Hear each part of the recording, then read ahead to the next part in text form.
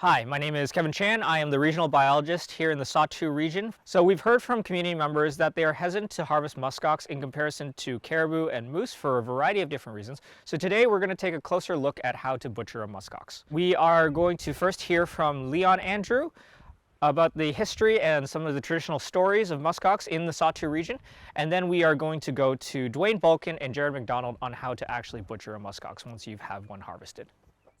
Sini Leon Andrew City, Klingotlin Apegano, Tulit Anero, shoot out in that, say Chogo Kate, Agare Kani, Tasiago Jerebo Gote. So I know a bit about caribou and so on, and their ancestral oral history stories. For our people in Toledo, the elders have talked about muskox used to live around this country in the old days, mainly towards the tree line behind Cobble Lake and Delaney, according to our elders in Toledo. I'm sure they harvest them at the time, but over time the fur trader came into the country in Hudson Bay and so forth, and they started buying muskox fur. So that kind of made people go out for them into the open country, the tree line, and they have done that, and they have harvested the muskox and brought some meat home, as much as they can carry, I guess. During that period of time, there's a really good story about that happening there, because there's a lot of interference from different group of people. A lot of things happen, good and bad. But the muskox been around for a long time, according to our elders. But after a while, they started to move into the further into the tundra and out into the island, and so they don't bother anymore, I don't think. So that's what I've known about through the story I know about the muskox. Yeah.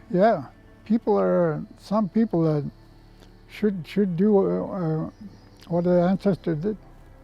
Like I was saying, if our elders have ate it, it's in our DNA, it shouldn't hurt us. I'm not sure what it is. I think it's just a little bit afraid to eat it. I'm not sure. But I have eaten some muskox. Of all places down in Calgary, I had a hamburger there. Couldn't tell the difference. It was good. Yeah. I know some people thought there might be a way of processing it, maybe much easier for people to get used to it. But there is interest in muskox. But at the same time, I think they're not sure where to begin. So I think that's why they haven't gone there yet. I think it's a good idea to look at all the food source. If you package those muskox in a good way, you can freeze them and have some food. It could be hard times, who knows? So don't be afraid to try it, yeah. Should be good. Masi, Dutsine, la Hagondegi did that, a jiri won't go to the Ejire journée de coping Ejire journée du yet, far John did in any can I take it in Pierre Jagos and get out and journey no.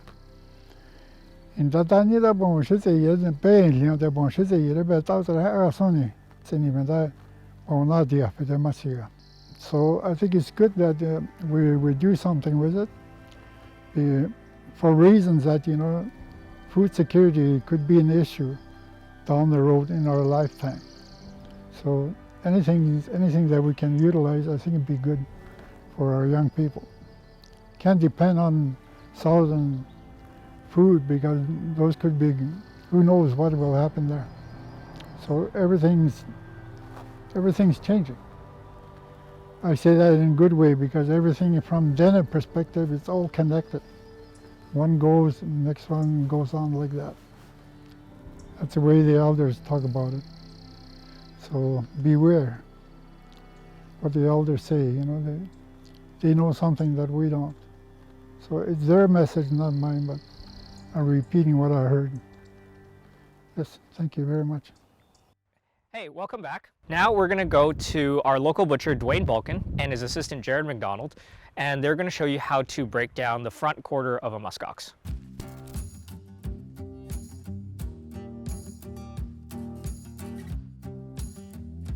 So what we've got here is the front shoulder, the front quarter of a muskox that we got.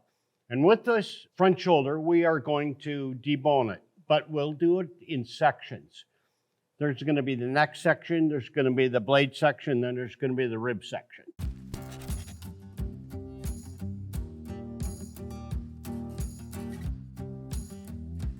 First off, yesterday we tried to take the blade off, which you lift this leg, then there's a seam underneath here. It was frozen, so we had to quit and we'd let it thaw out overnight. So that's what we're going to do. I'll get my assistant now, Jared, to lift this up. Then there's a seam underneath here that you follow that with your knife. So we're cutting underneath this blade. And they call that the paddle. And once we get it deboned, it's going to look like a paddle.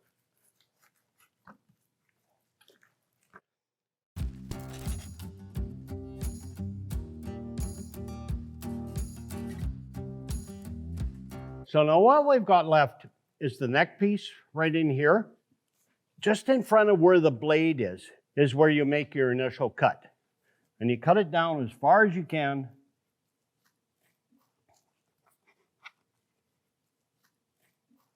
And what we need to do, we'd like to spin it around to make it a little bit more accessible for me.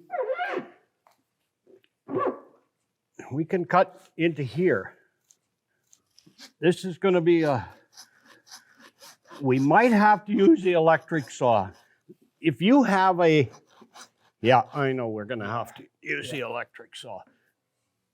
A lot of people use them sawzalls now with the battery operated. You can take them in the bush, you can cut the meat off, and you can cut the ribs with it. When you're out and you don't have a sawzall or stuff like that, the simplest way I grew up doing it was with an axe.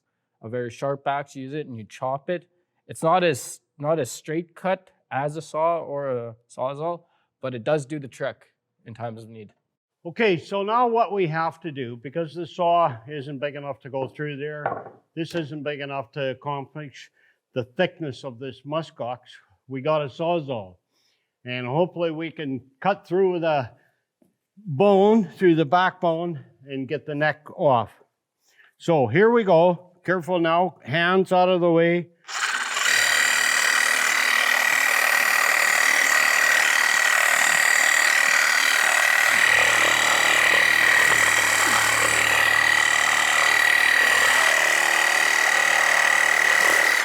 Oh, there we go. All right. There we go. Neck bone is cut off. That is a nice juicy piece. Yeah, for sure.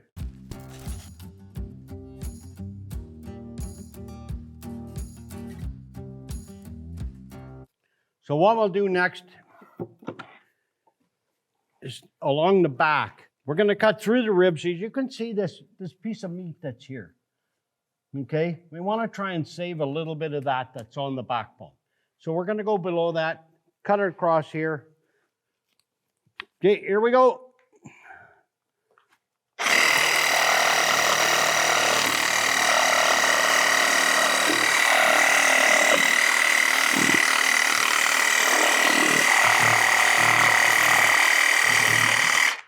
Okay.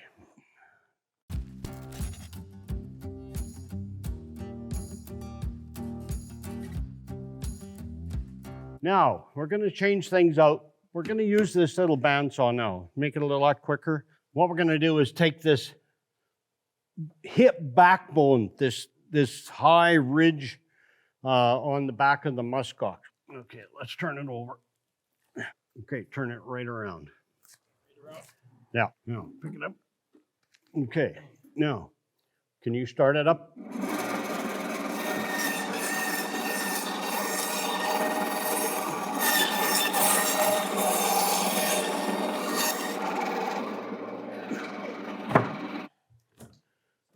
So what we're going to do now is this one, we're going to cut into basically roasts. Let her rip.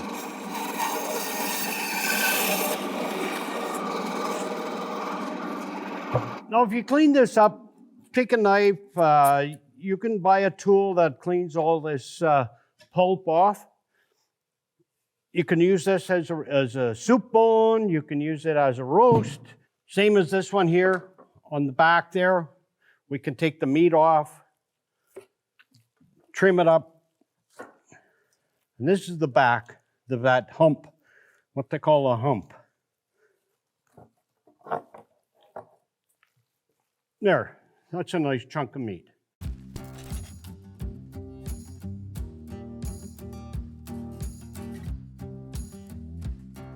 So we'll cut the brisket off next. You could use a bandsaw if you really wanted to. If it's accessible, break them down so you can use the bandsaw. It's a lot quicker. If it's not accessible, use a handsaw. We'll try and cut the brisket off here with a handsaw, which I think we do all the time. If the saw is sharp, it'll work. When me and my family are working on moose in the bush, we don't carry a sawzall or a handsaw. That's usually we carry the handsaw in the winter.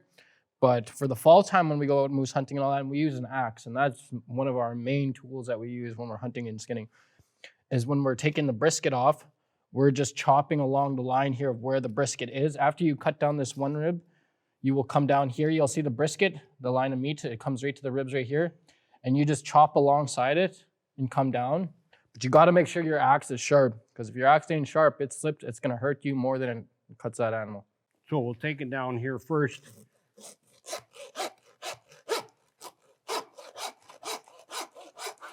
Okay, now we're going to start here on the brisket. And as you're going to learn how to cut up meat and all that, whether you're in the bush or whether you're in a butcher shop, you learn different ways, new methods, new knives. Take advice from people. Try it your own way. You might like it. It might work better. Okay, can we grab me a knife, Jared, please?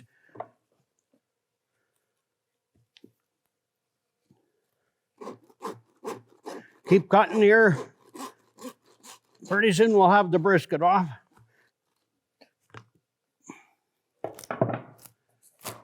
Right there. That's the membrane. You break it. What he did is we started it so that he could break it along the membrane. Okay. So there's the brisket, and there's all the brisket meat in there. Great on an open fire.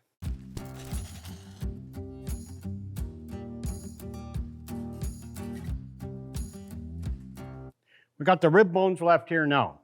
So we're going to trim it up a little bit, and then we're going to cut them ribs into short ribs, long ribs, however you like it. But the first thing we got to do is on the outside of the rib is a lining. You can see the meat, you can see the structure here. We're going to cut that off. Make it look really nice. You can see it right there. The lining is really good there.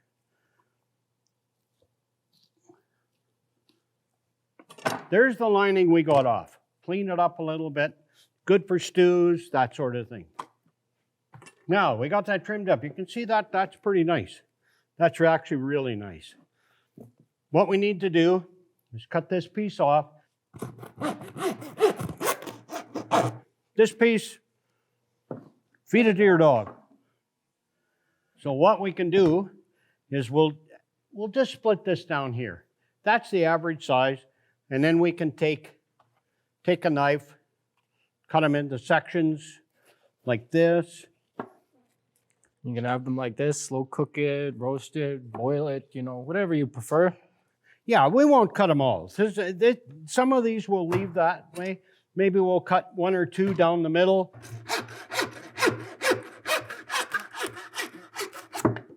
Excellent. Set them like that. These are excellent.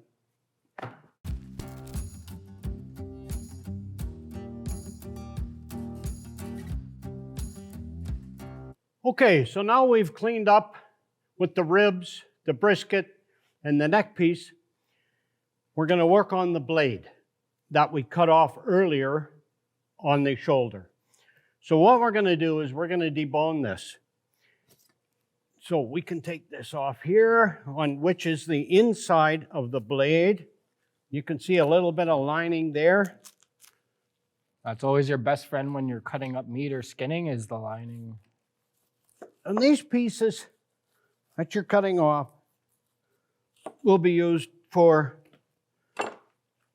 ground meats, stew meats, that sort of thing. So what I'm going to do now is we're just going to cut some off of the blade all the way down to the lower leg. That's it. And we can just follow that around. And it'll come back up. This will be your elbow right up here. This will be the elbow of the muskox. See, he's just following it down. You just follow the bone and come down. You see how juicy that piece is? Since there's so much muscle and sinew in these kind of parts, you know, it's better to use this for ground meat. As you can see all right in here, all the lines of sinew. Okay, so what we're going to do now is cut the lower section of the leg off.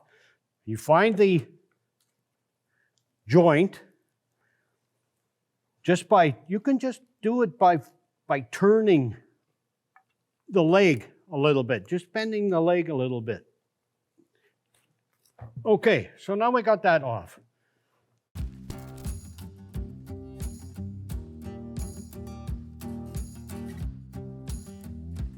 Okay, this is the blade that we cut off of the lower leg.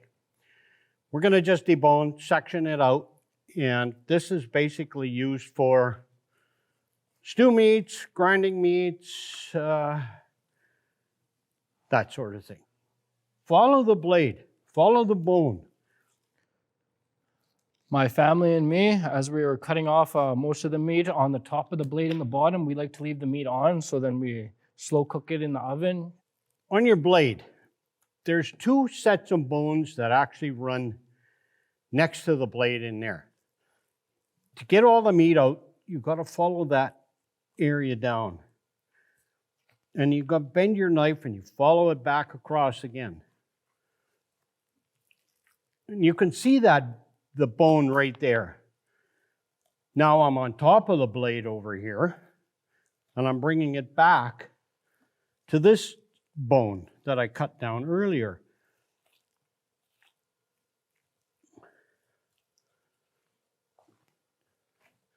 Now we'll just turn it over and do the same thing on the other side.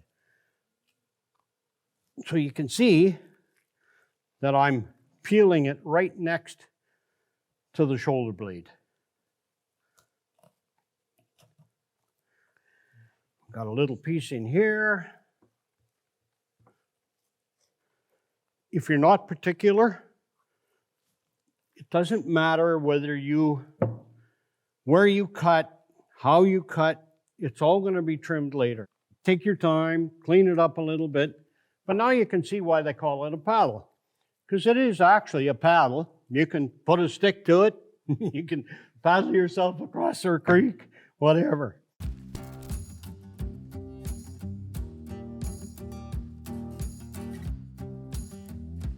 Okay, so now we'll go into the lower leg and what's left of the blade. We'll cut it off, trim it up, make a few soup bones. And what we're doing is cutting down towards the knuckle.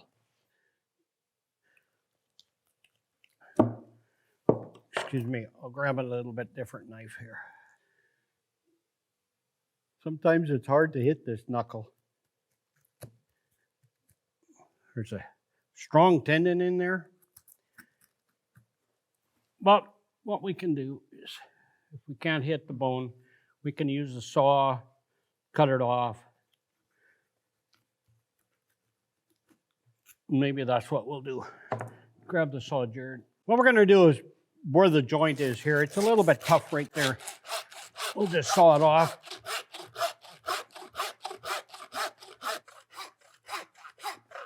Basically, most of this like I said, soup bones down to here. This will be trimmed off for ground meat, stews. Come on!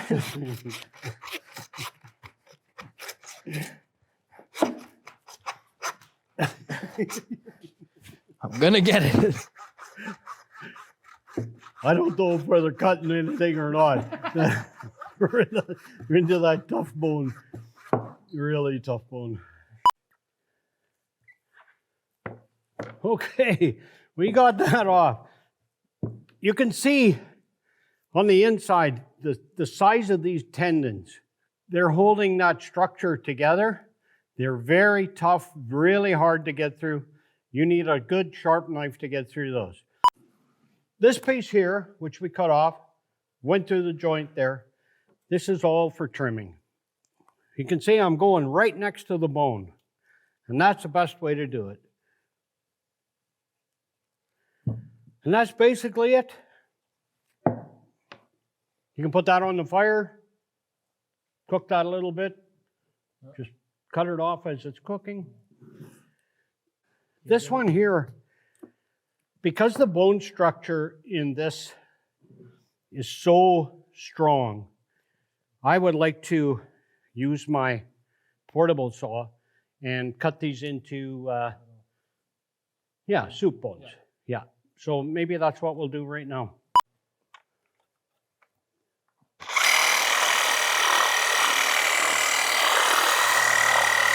Let the saw do the work. You can see all the structure, the tendons, the lines that are in there that hold this leg together, making it very strong. It can be used for stew meats. We slow cooker it, and these lines basically disappear. They're easy to eat, that sort of thing. But if you just wanted to fry this up, they're going to be very, very chewy. This part of the meat right here, as you can see, this is just being held on by this film. This part, this little edge part, this is what is used for a traditional needle. This, you would cut off both ends of the bone, and then you would cut it down. You could split it with an axe if you drew it. And then this part, this makes needles. And this would be your casing right here, because all you do is push out the marrow, slap a bottom piece on, and there's your needle holder, and there's your needle.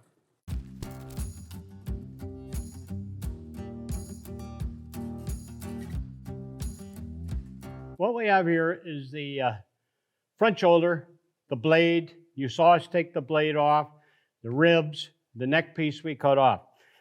This is the blade as we explained to you earlier. These are the pieces that come out of the blade. When you clean it in here, and this side in here, they fit in there like that. This here part is this edge on the blade, next to the leg bone. On the lower section of the ribs, you have your brisket. Brisket is really good. It's a little bit tougher meat, really good on an open fire, that sort of thing. So once that's done, then you get into the ribs. You can see the ribs here. You can cut them as big as you want, as small as you want. Then we get into the lower end of the leg of this bone, and you can make these into soup bones. Cut them a little bit smaller, cut them just as big. This will make a beautiful pot of soup. Now what we have here is this one is part of the backbone where the ribs go. Okay, you can cut this off and make steaks out of it. You can make a roast out of it. So there you have it. Front shoulder, ribs, blade, have some steaks, some stew meat, some ground meat, but there you have it. Hey, you're still here. Now let's hear from Dwayne and Jared on how to break down the hindquarter of a muskox.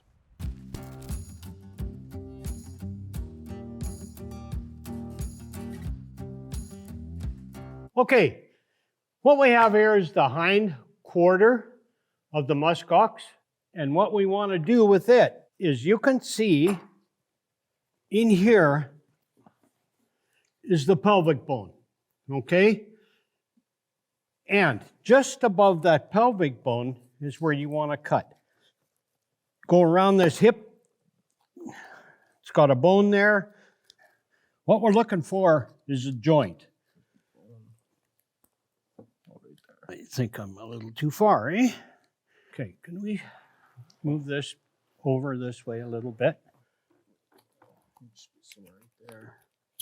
Oh, yeah. Yeah. Oh, you heard that? Yeah, we're in it now. Yeah. We found the joint. Take it off. There we go. Okay. Okay, we'll set it back up here. Finish taking it off. You can see how that joint holds together. And if you're in the bush, this is the proper way of taking it off right away. Usually take it off here, then it's easier to handle. Okay, we've got the hind off.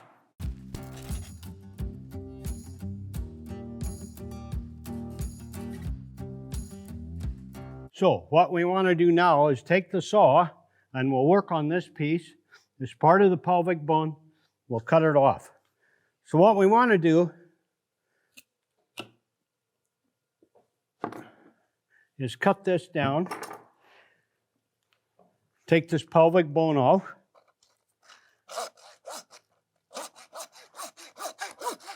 Cutting a little bit easier today. A little bit.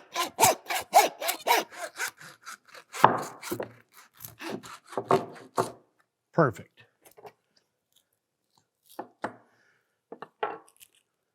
Okay, so we can take this. We can trim all this meat out of here.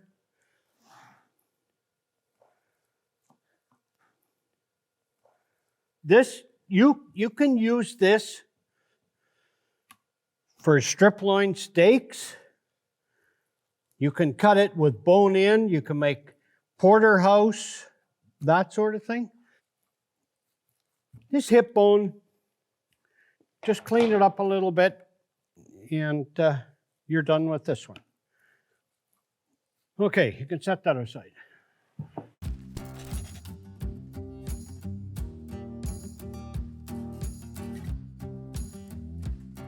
So what we're going to do here is the tenderloin runs along here. We'll just pull it out. Cut down along the backbone. You can see that it goes, the tip of it goes right down here. And that's why you leave ribs on, so you can cut yourself some T-bone steaks. Just follow that until you go down and you hit this bone. Then you just follow it along, turn your knife a little bit. This is very tender cut here, the tenderloin. And you can tell when you're peeling it out of here, it's very tender. The meat will actually break off and stay inside. Okay, so there's the tenderloin.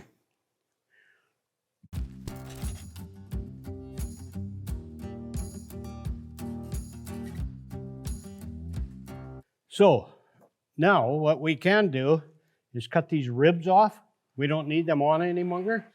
You want to cut them ribs, bud? Yeah, right about there. You want to leave it down from there about 4 inches. You don't want to cut into that meat along the back.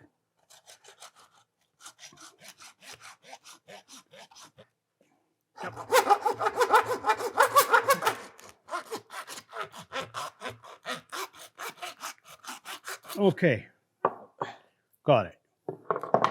Thank you, sir. Okay, these ribs, you can do the same thing as we did in the last one. We'll trim this off, cut them in half, then you got some ribs.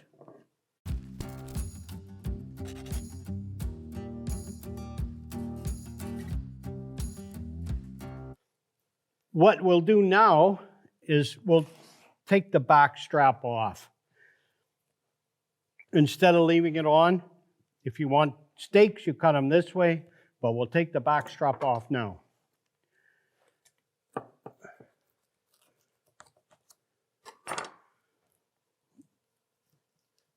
Okay, and you just follow the backbone too.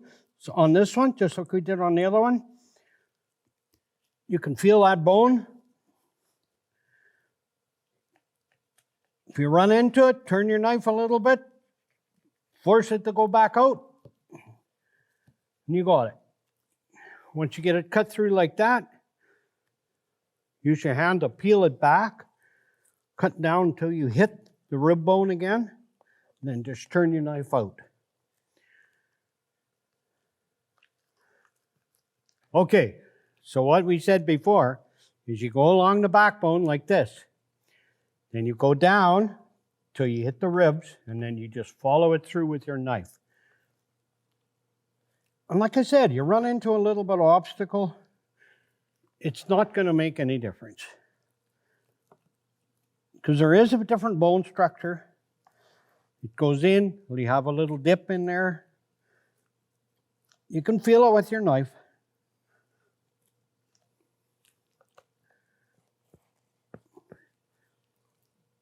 Okay, I'm through.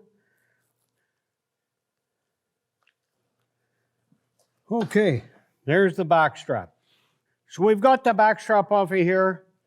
This is pretty well cleaned up. Maybe a little bit of trimming here and there. We're going to take the saw, cut it off here.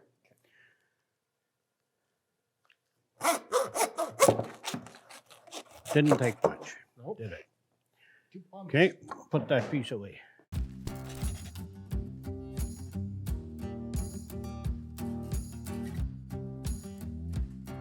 Now, this would be nice if we can. I'd like to saw it through here, and we'll use it as a roast. Yeah, let's cut through this if we can.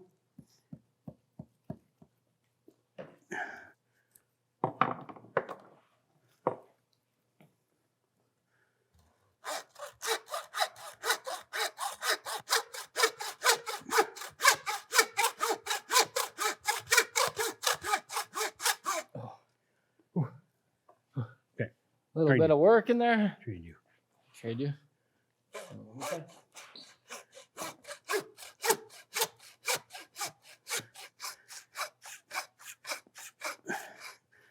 Yeah, it's going to be tough.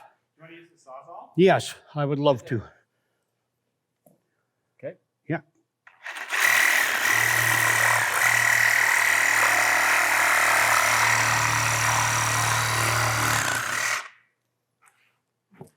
Okay, that is a very thick bone in there, part of the pelvic bone. Now, what it can do is you can take it off here, make it into a roast. You could cut these into steaks, great for burger, that sort of thing. Okay, you can put that in there.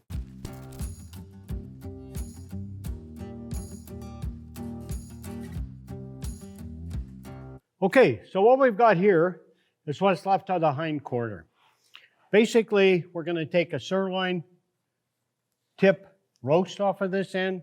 We're going to split it down here and then divide these into roasts. And these will be the inside round and the outside round. So the first thing we're going to do is tip it over, set it up this way. And as you can see, this knuckle, you can feel it right here. What you do is you find the edge of that knuckle, you go straight down till you hit that bone. Then you turn your knife and you follow that bone all the way across. I can feel the bone with my knife. Take it all the way across until you come right off the end.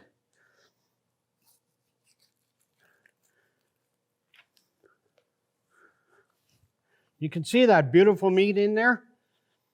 We're going to trim that up a little bit later, cut it into half, make two really nice roasts.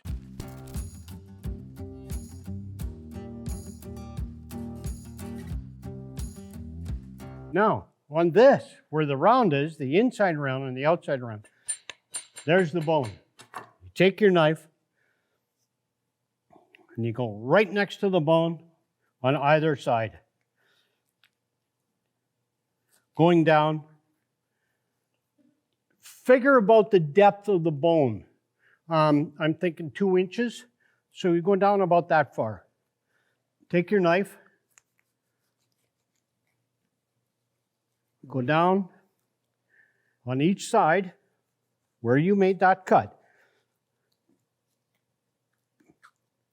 And you can go right through now. You're underneath the bone on this side, so you can go right through with your knife and cut it all the way down. Then you can take your knife and you follow that bone and then go underneath. Turn your knife a little bit. And then you can go right across. It's just like cutting it off there. You can pull this up, maybe? Yeah, that'd be great.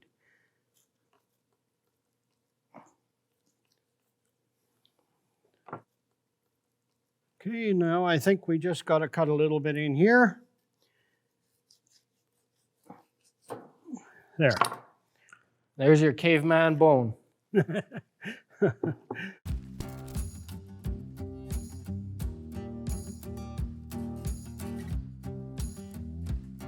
Now, you can feel and you can see membranes running all through this.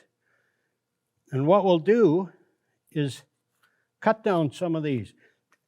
You can see here, I'm following a membrane line. You can see how easy it peels off there.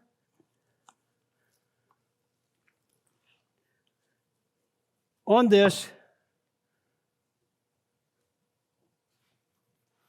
one here, you can take this one too, another membrane. Now these are nice to cut because you can follow the membranes right through and you can end up with some really nice pieces.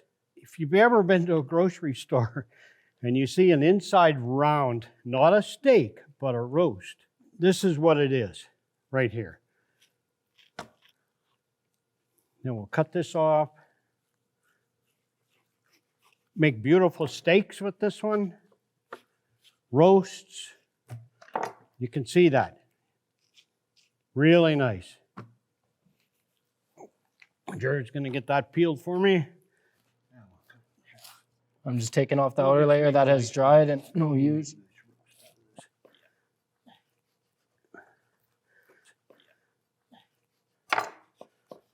Look at that. You trim that up and put it on a shelf. This thing's worth a lot of money. There's another one there. Trim them up. They look really good. That one, you can use it for steaks, or I would use it for a roast.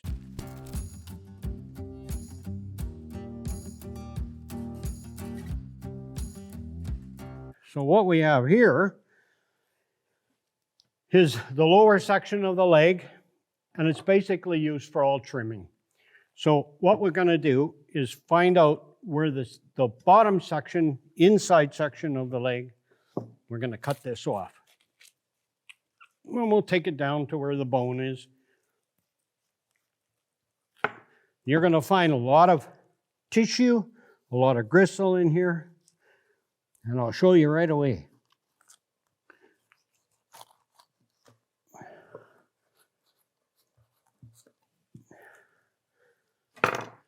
See that? That's all tendons. That's all part of the lower leg. But you can boil this up, and it's actually really good eating. Then you just trim this off. Burger meat, stew meat.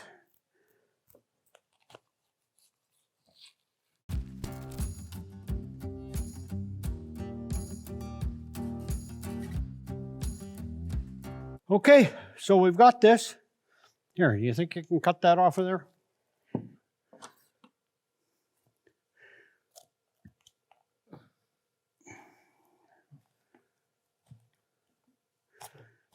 We'll just take this bottom section off, and then it'll be so much easier to make soup bones out of this with the saw. On the back of this one, there's actually a cup that forms around, and it goes down almost into here, you see? and that hangs on.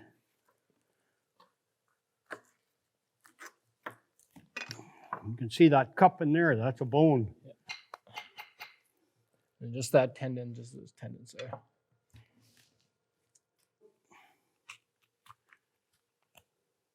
This way?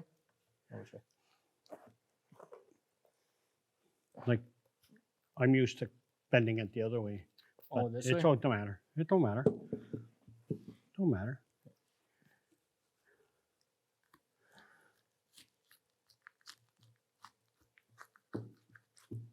There we have it. Trim these up a little bit later on, make them look nice, and you've got your hind quarter all finished and ready to go.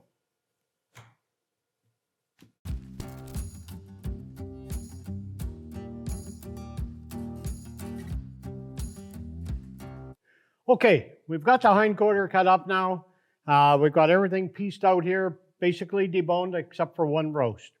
So over here, we have part of the inside and the outside round. I'm going to use this for roasts, fry meat, stew meat, grinding.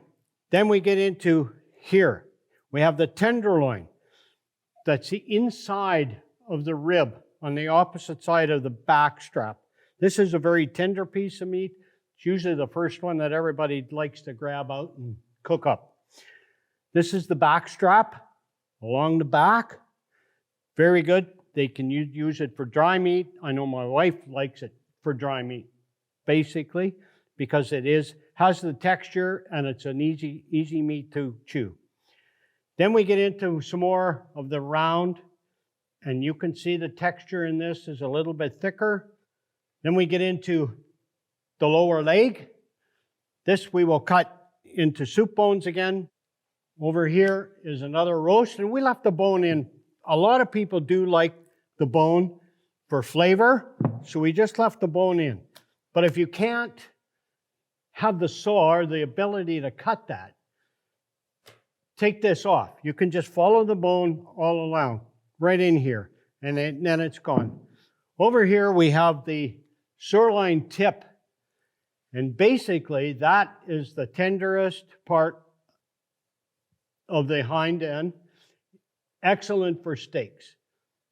These lines here will go out real easy when you fry it up and that sort of thing. So there you have it. We have our hind quarter all done, ready to process and eat. Happy eating. Enjoy. Thanks for sticking around to the end. We had a lot of fun producing this video and learning a lot about muskox. And if you found this resource useful, please let us know, because we'd be very happy to do these projects again in the future.